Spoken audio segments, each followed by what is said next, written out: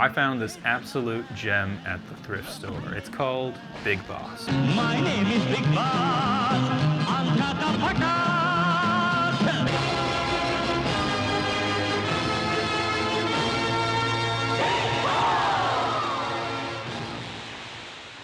Now, I can't understand the dialogue, but let me tell you, it is an insane movie. I'm not sure if I know the actual plot of this movie, but I have a pretty good idea through context clues, so let me give you my retelling of Big Boss. At first, I thought Big Boss was some sort of dictator with his subjects all chanting his name, but it turns out he's more so like a local hero.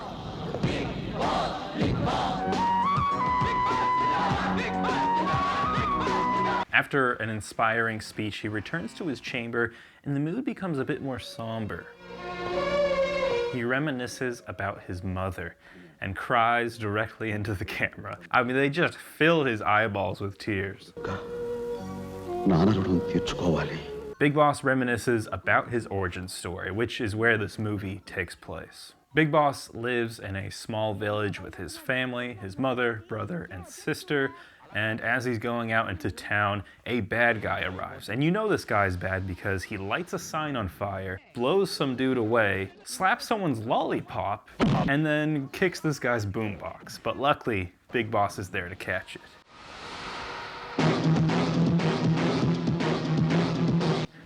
Never mind, he just drops it. The actor that plays Big Boss is absolutely perfect for this role. Okay. He is the Indian John Wick. His character is taking all the things he does seriously, but he does so many ridiculous things. Big Boss confronts this ruffian and the first fight begins. The fights in this movie are so memorable. I think there's like 3 punching sound effects in total, and sometimes they'll use the same exact soundbite like 8 times in a row. The hits sometimes are 5 feet away from their target, but the gimmicks are great in these fights. In this first fight, he begins by sort of like casually lounging around as he's fighting the bad guy, and then halfway through he gets trapped in some sort of tire jumping swing contraption, and so he's just jumping in the air like 20 feet, dodging people and kicking people. It's a pretty captivating stunt. After defeating the rapscallion, Big Boss goes home to have some dinner, where his sister says something that pisses him off. I'm pretty sure his sister rats on him for fighting that bad guy from earlier, and his mom doesn't like that. Big Boss gets his petty revenge by, after using the bathroom, wiping his hands on his sister's shawl. But Big Boss cannot avoid his destiny, so despite his mother's wishes, he decides he must go to the big city. It's gonna be pretty common for Big Boss to be in the right place at the right time. So it just so happens that as he's getting off the bus, he encounters a meeting of gang leaders.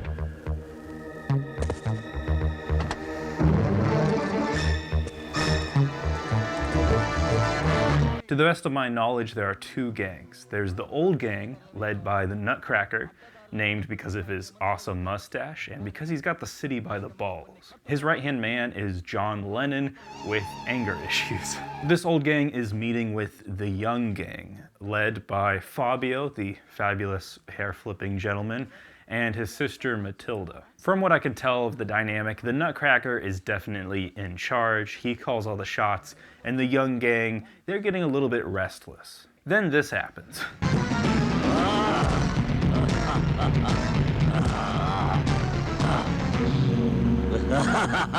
This guy is Crazy Pooty. I'm pretty sure he was hired by the young gang to kill the Nutcracker, but luckily John Lennon has the Nutcracker's back. Matilda convinces the Nutcracker not to kill him.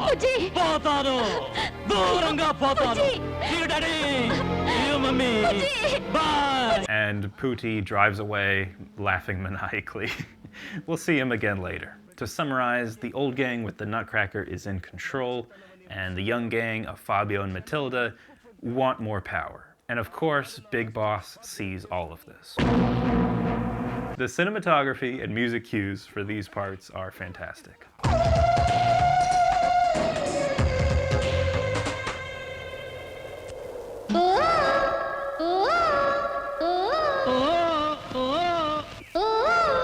So you're probably wondering, what's happening? This is Cuckoo, and her grandma, and they are scheming crooks. As soon as they see Big Boss, the grandma pretends to be tied to a tree, and then Cuckoo comes out and robs Big Boss at knife point. He's Big Boss though, so obviously he handles them pretty easily. And then he fights off the backup, which are just a bunch of old people. And the two crooks run away. The whole scene is played off for comedy. Big Boss continues through the city and happens to meet a vendor who is his #1 fan. He's got a cardboard cutout of Big Boss and everything. He absolutely freaks out when he sees Big Boss. The fan reminisces in a dreamy flashback about the time he saw Big Boss performing as a pop star.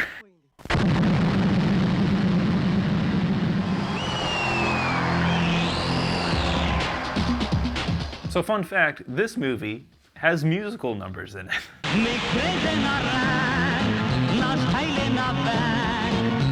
name is Big Boss, na life and na fan.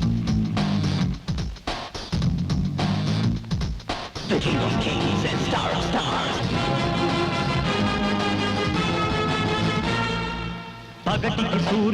The fact that Big Boss is a pop star has absolutely no bearing on the rest of the movie's plot, and all the other music scenes will also have nothing to do with the plot. Editing Jake here, I did notice there is a part of the song that details and even acts out future events in this movie about how he became Big Boss, which actually makes this even more confusing, because isn't this supposed to be a flashback? Maybe it's a fourth wall breaking Greek chorus? Is Big Boss's #1 fan a prophet? Do you know why they put these musicals in the movie? It's because they're awesome.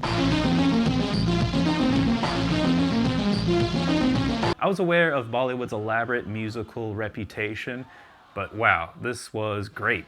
A giant live set with like 6 music genre and wardrobe changes, and a chorus that totally kicks ass. My name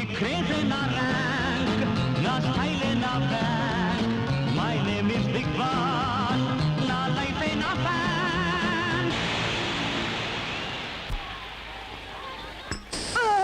Big Boss's fan offers to let Big Boss stay at his place, but just so happens to be the same place that Cuckoo and her grandma live. Considering their first meeting was at knife point, their second meeting is fairly cordial. But rats be rats, and Big Boss catches Cuckoo trying to steal some stuff from his suitcase. I think the point the film is trying to get across is that Cuckoo is a thorn in Big Boss's side. We then cut to the young gang, who's running some sort of Russian roulette gambling ring. You know, the normal sort of gang income sources. Some guy tries running away. A bad guy chases him, axes his head in half like a coconut. Chaos ensues in the town, and Big Boss sees this, chases the bad guy down, and brings him to the police station. Another moment though, the Nutcracker is there. The mob owns this town, and the police are either paid off, incompetent, or if the mob doesn't like what they see, they will take them out. And apparently the officer that was talking with Big Boss said something wrong, because on his way from home, riding down on his motorcycle, a truck pulls in front of him, brakes, and then a sheet of glass slides out and decapitates the officer. Hello, pleased to see you. In this movie, cool things will always take preference over whether or not it influences or moves the plot forward or goes against the laws of physics. But I will say that one of my favorite parts is seeing the actor squirm around on the ground with his head clearly in the sort of chess piece that they manufacture. The police are incompetent. They're going around investigating their recent officer death. They talk to Fabio, he's rubbing his nipple for some reason. We cut to Cuckoo, and yes, it does seem like we bounce around quite a bit in this movie. She's at some sort of talk or sermon where she discovers that she actually loves Big Boss. And thus, a dream sequence commences.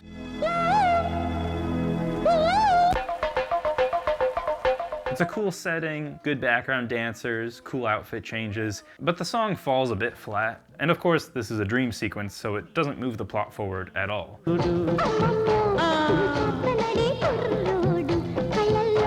this is a good time to bring up my conspiracy theory.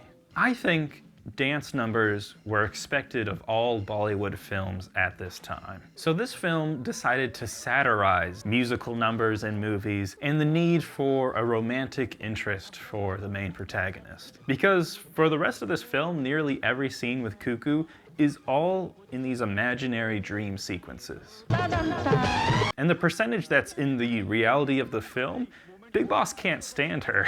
I think Cuckoo is a delusional stalker. She doesn't influence Bigg Boss's goals at all, doesn't move the plot forward or help with any of his conflicts. And as we progress throughout the film, these dream sequences become more and more ridiculous. The only answer is that it had to be intentional. A commentary on the need for sexual and romantic musical numbers in an action film. Either that or they blew like half the budget on all of these musical scenes, so they kind of had to include them in the film. Back to the story, the police are continuing their investigation. They go and talk to Cuckoo. The cop gets handsy and the scene is distastefully played off for laughs, but luckily Bigg Boss is there and he decides to punish the police officer by making him hang off of a car door and running over a bunch of stuff.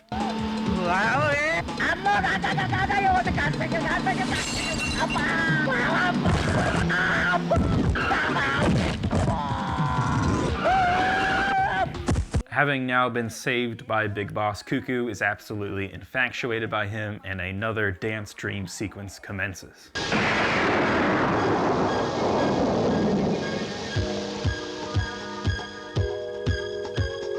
This one slaps. It's a crazy raining jungle set with a jaguar chained up in the middle of it. I feel bad for that guy. The song is great, chemistry is palpable, and it is over the top sexual.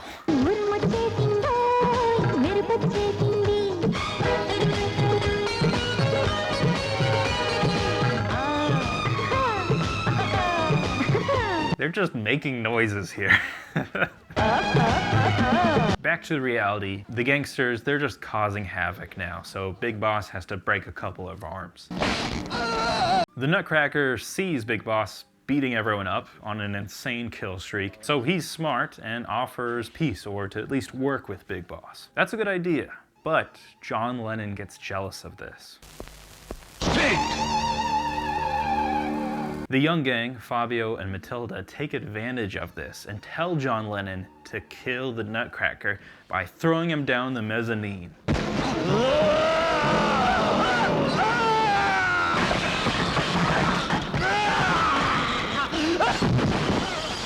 The young gang rejoices.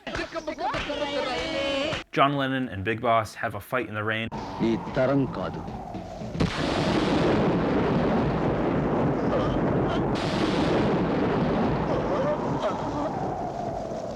Pretty sure Bigg Boss kills John Lennon because he leaves him face down in a puddle. And so the old gang is officially gone. And Fabio takes this opportunity to swoop in and also try to befriend Bigg Boss. But there is an eerie familiarity between the two. Back at home, Fabio and the young gang are looking through a family photo album when they realize something.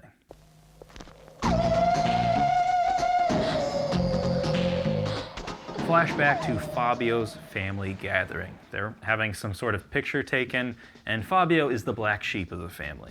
He's getting into trouble with the law, and his family bails him out only for Fabio to backstab them all. He has his dad sign like the will or like the transition of power for their gang.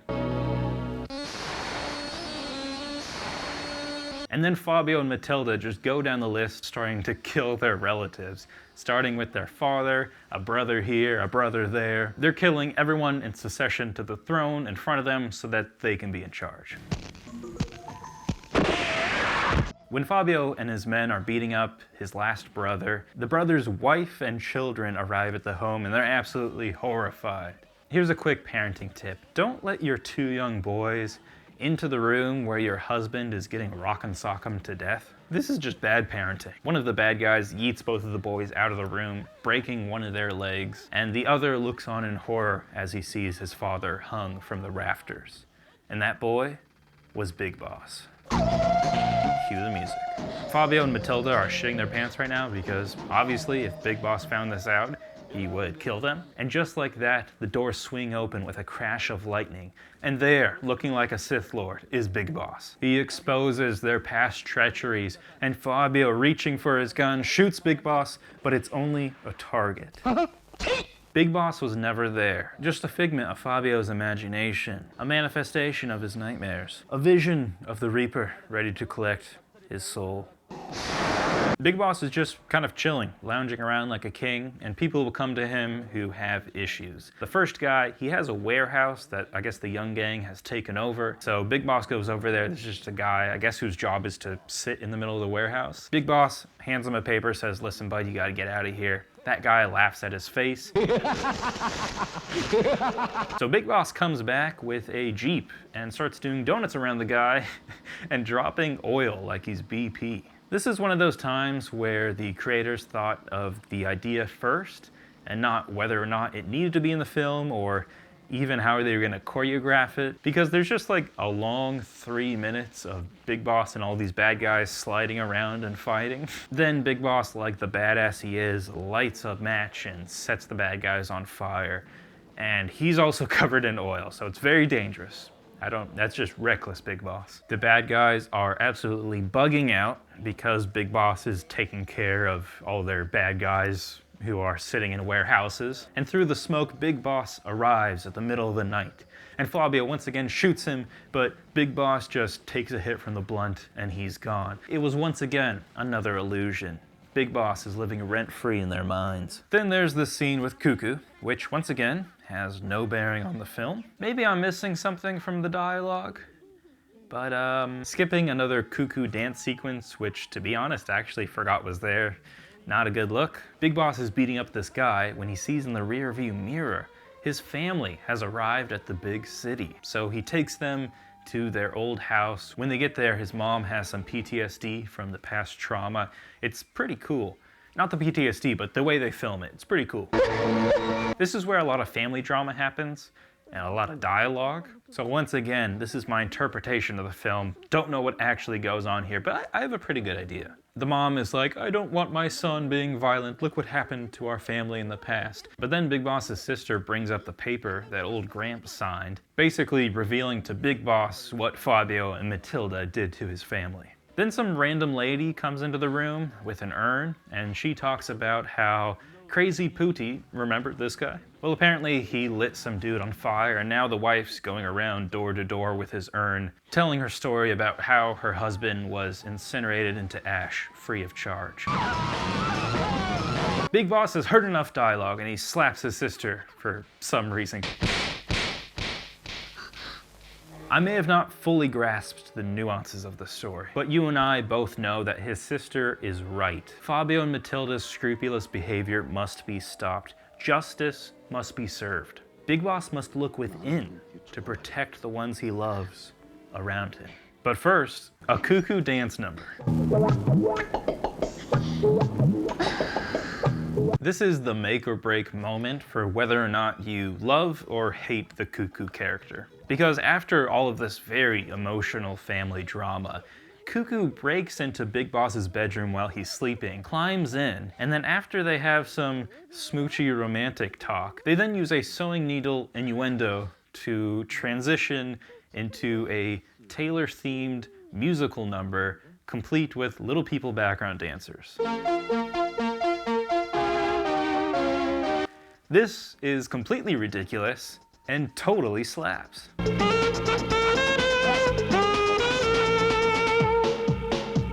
Fresh, contemporary, chemistry just jumping off the screen. And all of this is entirely inappropriate for the situation. You know, Big Boss is in the height of drama, the height of conflict. And then there's just like this 4.5 minute long musical number that has nothing to do with the plot.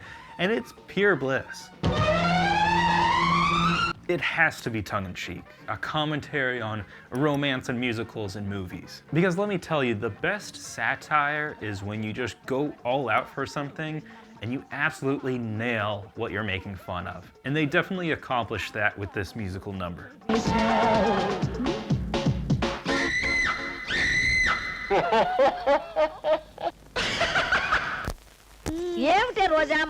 And yep, Cuckoo was imagining the entire thing. She never broke into Big Boss's bedroom. I don't think they even meet again in this movie. She was just sleeping with her grandma, and this has no impact on the story. We cut back to Big Boss, who is preparing to avenge his family. And I do have to note that some of the cuts in this movie are absolutely insane. This is straight off the presses. This is how they wanted to do things. There's a nice little duality thing here where Big Boss is being reborn and this guy is dying. So it cuts between these two pretty quickly, but watch how this scene transitions into the next one.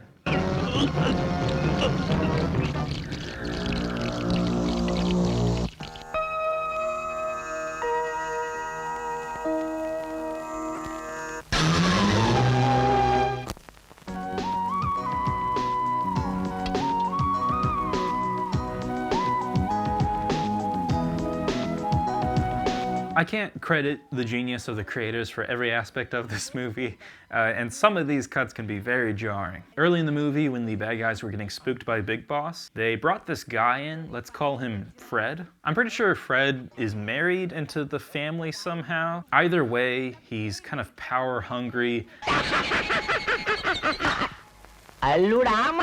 Anyways, at this part of the movie, Fred goes to the town center as a cop. The townspeople, they're resisting. He gets into an argument with Big Boss's #1 fan. He then just hits a pregnant lady, which then awakens Big Boss from his spiritual slumber. Big Boss's brother tries to stop Fred, and then this happens.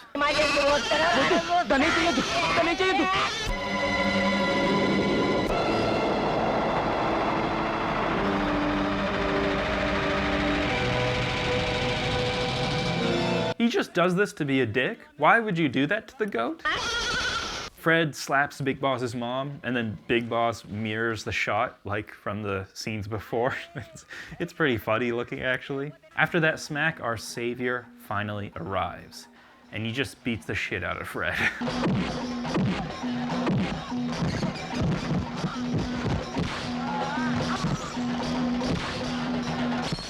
For the goat. The sniveling worm is kept alive because I guess he's part of the family now, but Big Boss is officially fully unlocked. He knows he must overthrow Fabio and Matilda to protect the town and restore justice to his family. But unfortunately, there's first a long-ass trial scene. He's on trial because he beat up an officer. He's arguing his point about justice, and there's a cool shot of the scales of justice with Big Boss. So the crowd rejoices as Big Boss is victorious, and who's there but Cuckoo to embrace him after his win. Embrace him in song and dance, that is.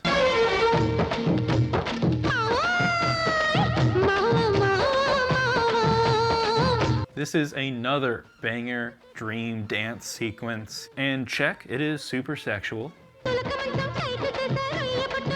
At the beginning, Big Boss is carrying this big old floppy fish, which makes Cuckoo feel some type of way. I don't know if it's a cultural thing or intended to be funny, but for some reason, using a big dead fish as a sexual innuendo doesn't really get me riled up. Big Boss is dripping with swag, a bunch of 80s inspired outfits. There's a drum breakdown in the middle of the song that's fantastic.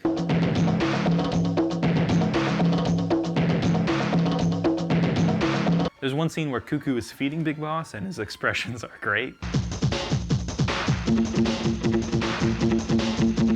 Super entertaining and completely absurd once you realize that none of this was actually real.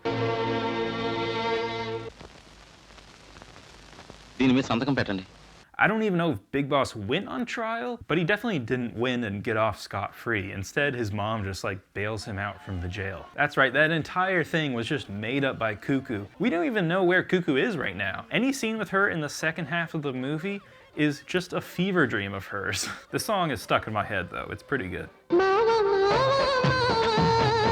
Big Boss gets out of jail, and on his way home, he just so happens to see his #1 fan beat up and tied on the side of the road. The fan wakes up to the glorious sight of Big Boss running towards him, but then he realizes something.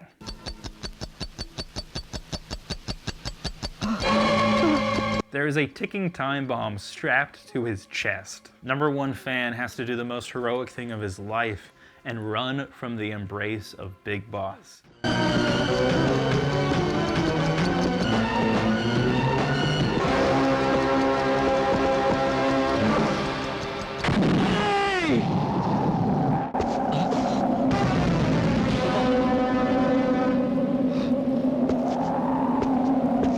Big Boss gets caught off guard with a frying pan, and his family and him are taken to the evil lair of Fabio and Matilda. Big Boss has his hands bound behind his back and his eyes blindfolded, and the bad guys just start beating the shit out of his family members. So his mom will scream, and then Big Boss will run there and they'll beat up Big Boss a little bit. Fabio and Matilda, they play the ultimate prank by removing the boards on a wooden bridge, lighting a fire underneath, and then calling Big Boss over to go and save his mom. Big Boss runs over, barely saves himself by straddling the center support beam, and then uses the fire to burn his hands free and remove his blindfold, and that's when Fabio knows he fucked up.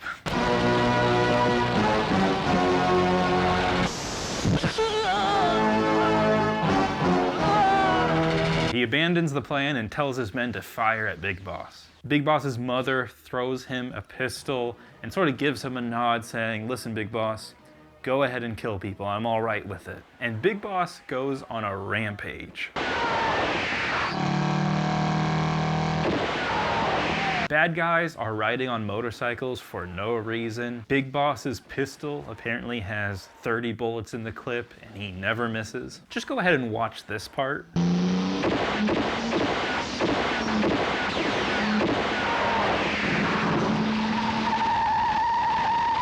Come on, that's pretty cool. In this shot, the continuity doesn't really make sense. I guess the stuntman wasn't really feeling riding over that center support beam. But then Big Boss does do a cool jump over the fire and into the lair of the evil Fabio and Matilda, which apparently their foyer just has ice hanging from the ceiling. What does this gang do again? They have gambling, like extortion, and I guess ice sculptures? Look at Big Boss sliding on his belly. He goes through a sort of gauntlet of enemies. First up, he faces Crazy Pooty. Remember this guy? Well, now he has a pickaxe. They're fighting in some sort of chemical production room, and Crazy Pooty gets covered in some sort of flammable liquid. Karma catches up to him as Big Boss lights him on fire, burned alive, just like he did to that guy from the story before. Remember that?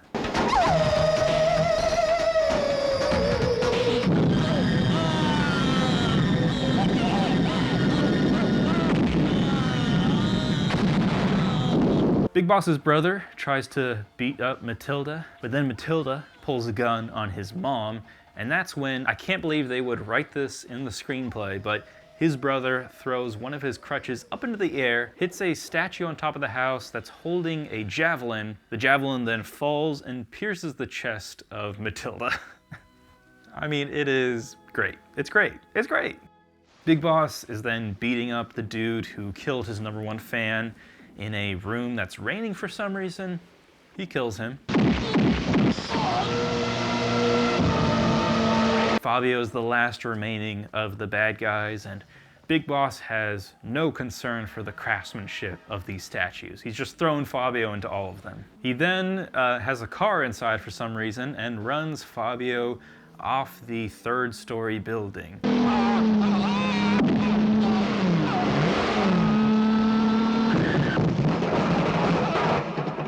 Fabio is holding on for his dear life, and that is when Big Boss completes his vengeance by hanging Fabio just like his father had been so many years ago.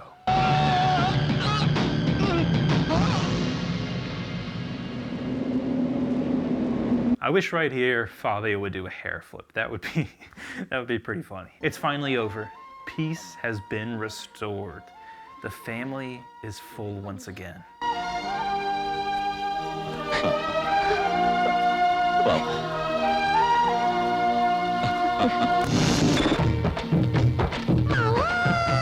That's right, it cuts back to the dance sequence from like 30 minutes ago. I was wrong. Nothing was intentional here. The songs were just thrown into the movie. 2 out of 10. Now, in actuality, it was a great watching experience. Could it have been a 90-minute movie? Yeah. Did I understand the entire plot correctly? No, probably not. But after this video, I'll check out the wiki, see what I missed. Big Boss was a great action comedy that was a little all over the place, but the lead was super charismatic, and the entertainment and ridiculousness was constant throughout the movie.